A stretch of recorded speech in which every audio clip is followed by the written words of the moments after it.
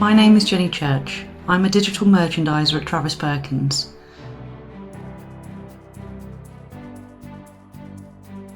Accepting, caring, embracing. Funny story from when I worked at Travis, from the very beginning in fact.